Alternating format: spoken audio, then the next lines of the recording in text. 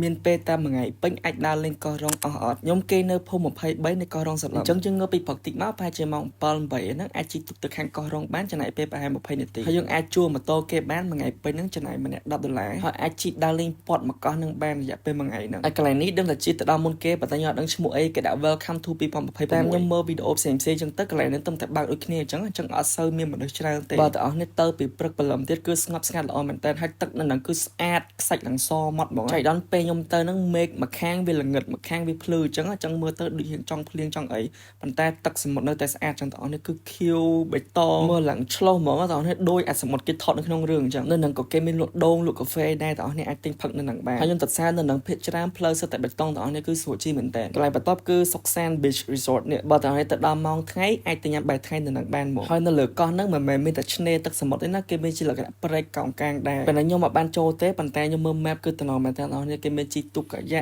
មានហាងកាហ្វេមានព្រៃមានអីមើលអញ្ចឹងពេលចេញពីហ្នឹងគឺយើងបានទៅ resort មួយកន្លែងទៀតឈ្មោះថា resort You and Me resort ហ្នឹងគឺល្បីថាឆ្នេរស្អាតមែនតើទាំងអស់គ្នាទោះយើងមិនអ្នកគេនៅហ្នឹងក៏យើងអាចចូលទៅលេងទិញភេសជ្ជៈទិញអីគេផឹកនៅហ្នឹងបានដែរគេក៏មានលក់ជាលក្ខណៈផ្អែមលក់ម្ហូបបាយថ្ងៃអីដែរអញ្ចឹងចំពោះតម្លៃទាំងអស់នេះអាចមើលជាក់ស្ដែងត្រួសត្រាននៅក្នុង menu ហ្នឹងបានខ្ញុំបានកំងក្រោយគេមក scoop ជាមួយនឹង passion នេះមកកែហើយចេញពីហ្នឹងទៅទាំងអស់នេះអាចជិះម៉ូតូរករោពេញកោះហ្នឹងទៅទាំងអស់នេះគឺមានឆ្នេរស្អាតច្រើនមែនតើឆ្នេរ Long Sad Long Beach សុកសាន Lazy Beach ហើយឆ្នេរ private ទៅតាម resort មួយទៀតគឺច្រើនមែនតើផ្លូវនៅហ្នឹងភាគច្រើនគឺផ្លូវបៃតងប៉ុន្តែក៏មានផ្លូវដីក្រហមផ្លូវគេពងធ្វើនេះខ្លះដែរអញ្ចឹងបើសិនជាមេឃភ្លៀងអីអាចរៀងពិបាកបន្តិចតោះគ្នាតែផ្លូវហ្នឹងខ្លីទេកុំគិតយូរទិញសបុតទុកសបុតអីឲ្យហើយទៅ